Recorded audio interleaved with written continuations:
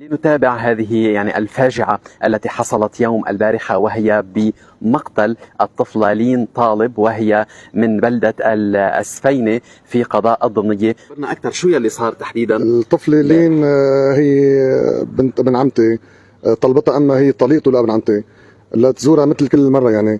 هلا تفاجأنا انه من اول يوم العيد على اساس انه البنت عم تعيد مع امها بيجينا خبر انه البنت مقتوله واقعه او ضربتها السياره من هالنوع. نزلنا على المستشفى بيقولوا لنا بالمستشفى الوفاه حاله طبيعيه.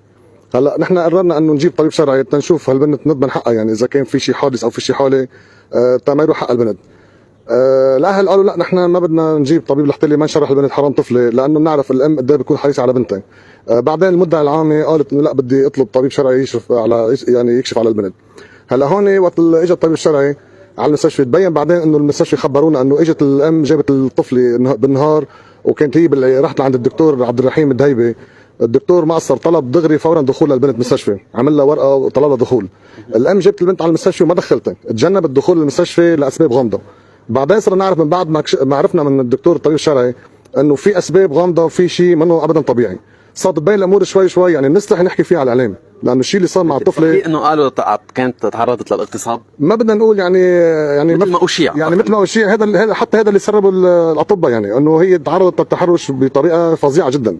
والام تكتمت تدخل، تكتمت على الموضوع، ما خبرت لا بيها ولا حدا من اقربائها، مثل ما بالعاده وقت كانت بدها تطلب البنت لعندها تزورها كانت تحكي مع المختار قرايبنا، المختار حسين طالب، انه ينزل نزل البنت لعندها، او تحكي مع بيها مثلا نزلها البنت. ما حكت مع حدا انه البنت مريضه، ولا حكت مع حدا البنت بحاجه لاي شيء. فجاه البنت مرضت، هي صارت تتجنب دخول المستشفى مثل ما تبين معنا لحد ما توفت البنت. جابتها على المستشفى حطتها وراحت. انا ما بتصور بنت الام تترك بنتها بهالطريقه هيدي. هذا اللي خلى يصير بعدين احنا شك. وبالبدايه ما كان بدنا نحن لا نطلب طبيب، لانه ما عندنا كنت لك ما عندنا شك انه ام بتساهم او بتغطي على جريمه هيدي على بنتها. فينا نقول انه هي ما انتبهت للبنت، ام هي كانت شريكه بجريمه تعرضت لها البنت؟ نحن ما بدنا نتهم حدا، بننطر، ما بدنا نسيب التحقيق، بس نحن بنقول انه الام كانت كثير مستهتره، والام غطت على شيء لانه هي تمنعت تدخل البنت بالمستشفى. هذا الشيء اللي خلينا نحن نشك اكثر، انه تمنعت تدخلها بالبنت، لانه الدكتور دايبه معي انا صوره عن تقريره بيوجهها فورا دخول المستشفى. هي بتجيبها لهون ما بتدخلها المستشفى، بيطلب منا الحكيم الطوارئ انه بدها دخول ما بتدخلها. وحرارتها كانت وقت بعد ما توفت جابوها لهون 40.5 حرارتها بعد الوفاه. هي شايفه بنتها بحاله مستعصيه، المفروض ما تاخر عنها ابدا، او اقل شيء تبلغنا لنا نحن بنتصرف بحكمه البلد. طيب عمها للبنت اليوم بين البنت وين موجود؟ هيدي صورتها كمان، خلينا نرجع المشاهدين اذا ممكن تبين الصوره. هلا كيد التحقيق اخي هو مرته، بس نحن يا جماعه من اقدم الناس بالضيعه كلياتهم معروفين. والبنت هي رحت لعندهم الى شيء 8 ايام عندها، كانت بالبيت عندنا هون قبل العيد ب6 ايام، ويومين العيد 8 ايام، من الخميس للخميس. واجوا اول ما اجوا على المستشفى نحن ما لنا خبر، قاعدين بالشغل، دقوا لنا على البيت، وخيي كان رايح على العزاء كمان، رايح بده يعزي واحنا بالضيعه وحده، ودقوا لنا البنت يا واقعوا مريضه. وصلنا على المستشفى كانوا اولاد عمن هون كلياتهم قريبين هن بعضهم البعض، قالوا لنا البنت مرضت وماتت داري هيك. من كلمه لكلمه قلنا نحن نطلب طبيب شرعي. طلبنا طبيب شرعي، بلش يحقق وهيك، صارت الامور تتوضح انه في شيء مو مضبوط. رجعت هي المحقق عن الثاني القاضيه، بعثت هي طبيب شرعي من الثاني وبين شيء مو مضبوط كمان. طيب شكرا لك. كمان حضرتك من احد اقربائها، لوين وصل الموضوع؟ هل عم تتواصلوا مع جهات معنيه؟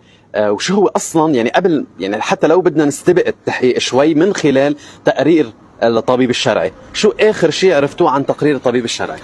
يا اخونا هلا القاضيه المدعي العامه مدينه تاتوما، هي هلا رجعت طلبت من الاطباء اثنينهم بتشريح الجثه، وهلا الاطباء موجودين بالعمليات بالمستشفى. هلا المهم الجثه بعدها بالمستشفى، الجثه بالمستشفى، والاطباء هلا عم بيشرحوها بغرفه العمليات كرمال الموضوع هذا. نحن اللي طلبناه حتى تكونوا موجودين كاعلام، بنطلب منكم توصلوا صوتنا لاكثر من وسيله اعلاميه، ولاكثر من جهه راي الطفل، للضغط، لانه نحن مثل كل لبناني بلبنان عندنا ثقه ضعيفه بالقضاء اللبناني، وكل اللبنانيه بيعرفوا بهالشيء هذا.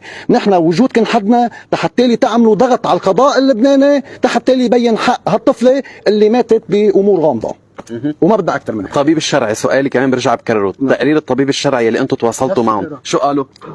قالنا شفهيا، الطبيب الشرعي لسه ما خلص تقرير، بس شفهيا بيقول انه في تغذية من وراء، شفهيا.